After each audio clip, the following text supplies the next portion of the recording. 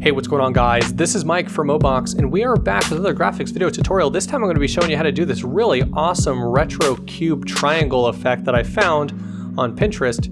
Here's the GIF right here, and you could basically see what is going on. Let me just turn down my music real quick. And so what you can see is that it looks very complicated, but it actually, in reality, is pretty simple. So let's go ahead and get started in showing you how to do this. Again, I did not create this. I found this on Pinterest, and I unfortunately cannot find the author because I'd love to find more that this person did because it's so awesome.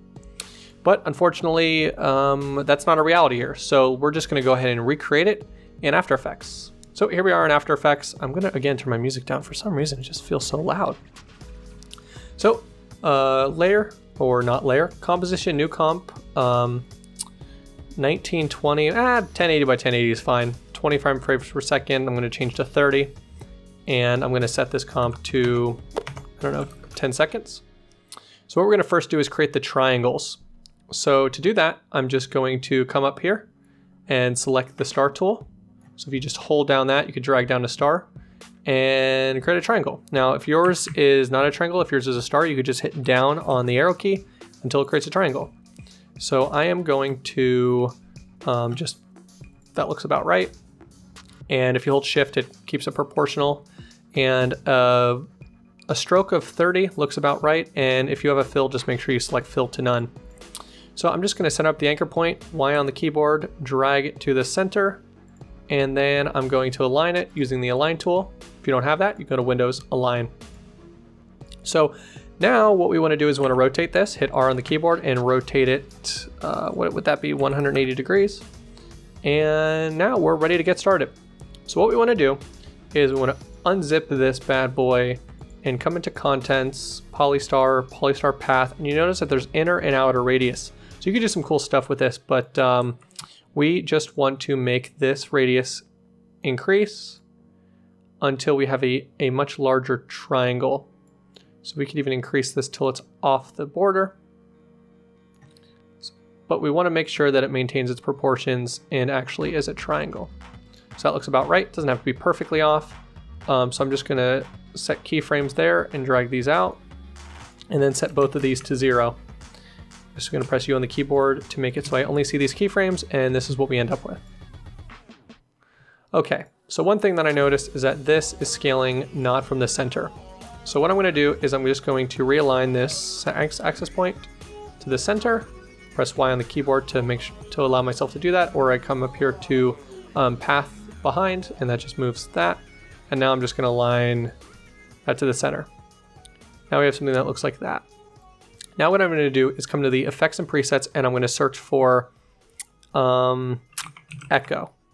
So when you drop echo on here, what this basically does is it will continuously duplicate that layer the number of times that you want. So this would be a time in between of 0.033 seconds. So it's obviously really, really short. That's why they're all smushed. But I can increase that until I have something that kind of looks like that, actually. So now we'll get an idea of what that looks like. And that's going really fast, but that's okay because we could always change the speed later. So one thing I noticed is that this got unrotated, so I'm just gonna hit R on the keyboard and make that 0. And I noticed that, again, this is scaling in a very strange spot, so I'm just gonna move this anchor point up and then align it.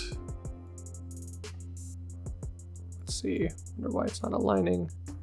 It's aligning to that very odd part, so I'm just gonna come and give myself a grid so I could just ensure that this is aligned properly.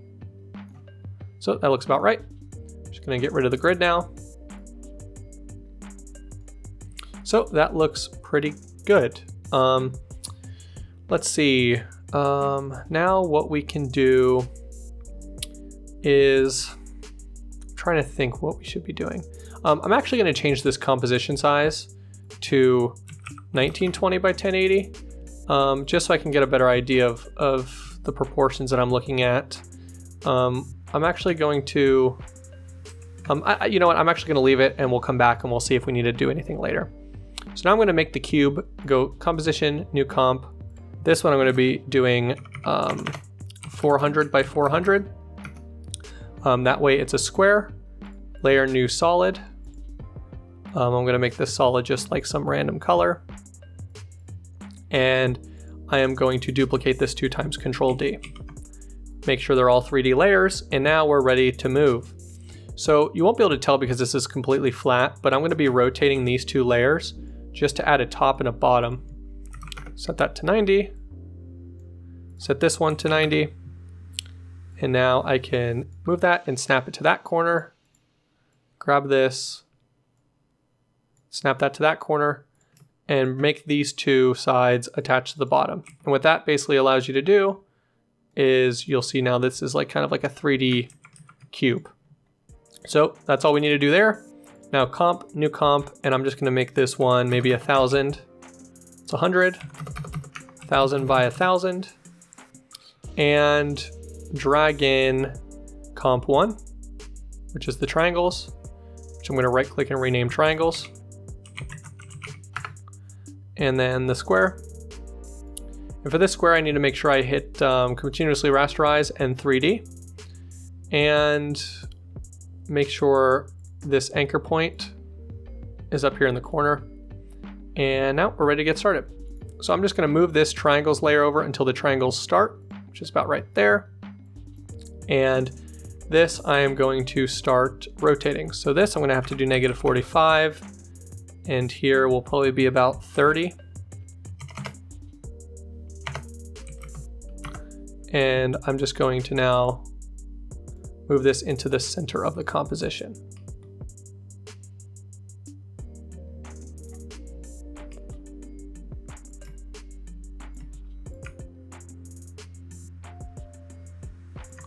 So that looks about right. But what I want to make sure is, I want to make sure that this point of this triangle is going through the corner of this. So I'm just going to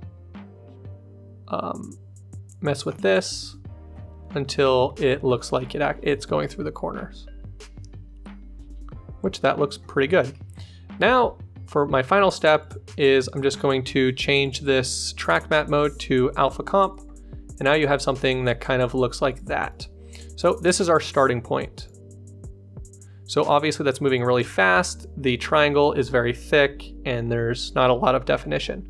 So let's go ahead and jump back to the triangle, and we can decrease the width of these to say 20, and maybe increase the,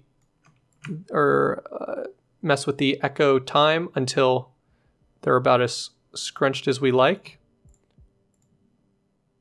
Just keep bouncing back and forth.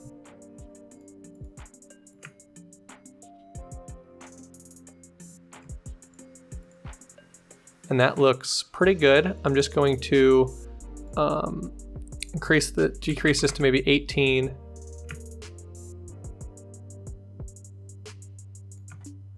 Go about there, and that looks pretty good.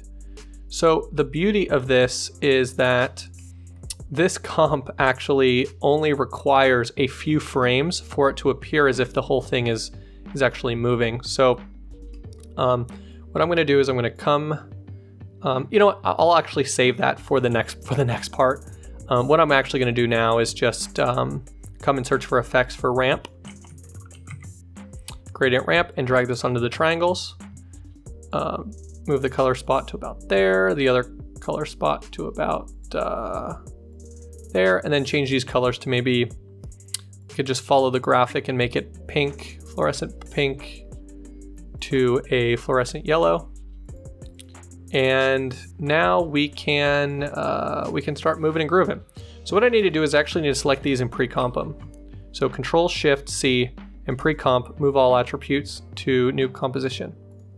So basically now what this allows me to do is when I put a glow onto this, it will not be cut off by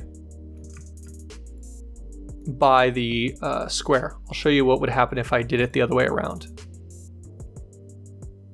So if I added a glow here and increased the radius, I'm limited by the square, which I don't want that. So that's why I pre-comped it. So here we are.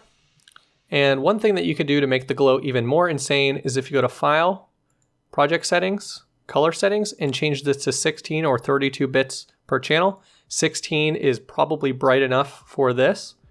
And let's see what kind of glowing we get. We could change it to 32 just to see what that does. Oh, you can see how much brighter that it makes the glow pretty insane, which is fine. So now we could just mess with these settings until we get something that we like. I kind of like having one outside glow, kind of like that. That's pretty extreme. And then duplicate this. And now make this glow kind of more around the outside of the independent layers.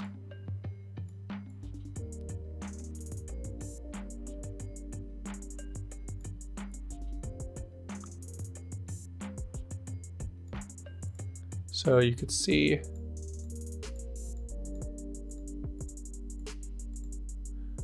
I'm just gonna keep this one visible just so I can kind of see what I'm working with here.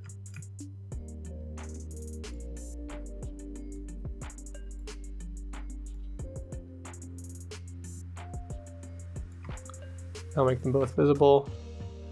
Now reduce this one slightly. And that is incredibly bright. Let's drop down to 16 and see if that maybe cleans that up a bit. And I just think that it cleans it up almost too much, but we can mess with these and until we get something that looks pretty good. And that looks, I'd say, pretty good. It's not quite as maybe glowy as I'd like, but maybe we could duplicate this one more time. Wow, that is just insanity. And now we have something that kind of looks like that. So now when I hit play, we'll see that this thing is just flying. So like I said earlier, is that we actually only need a few frames to make this whole thing look like it's continuously moving. So what I'm going to do, first thing, is I'm going to right click and go to time, enable time remapping. There is a fly and it keeps landing on my screen. So anyways, time remapping, what this allows you to do is set keyframes for time. That way you can, you could set a keyframe and stretch these out, and now the time in between the keyframes would be really long. Obviously, I don't want to do that quite yet. So I'm just going to keep an eye on what this looks like. So we have, it's the frame right before a new triangle comes in to frame. And I'm just going to search for the frame that kind of looks the most like that. So it looks like about there. I'm going to set another keyframe, and now I'm going to drag this out to maybe a second. Come down here, hit N on the keyboard, and it will close this composition off right there. And now we can see what this looks like.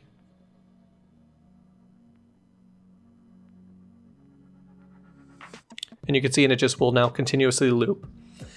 Anyways, guys, that's just how to do this real quick, easy, simple thing, but it looks really, really awesome. And I wish I could find whoever did this. I'd love to give them credit because it's really, really awesome. But I'm going to be using techniques like this in the future because this just looks so awesome, this geometric shape. So anyways, guys, I hope you enjoyed this video. If you did, be sure to give it a like, subscribe, check out MOBOXgraphics.com, as well as our Twitter, Facebook, Instagram, the whole nine.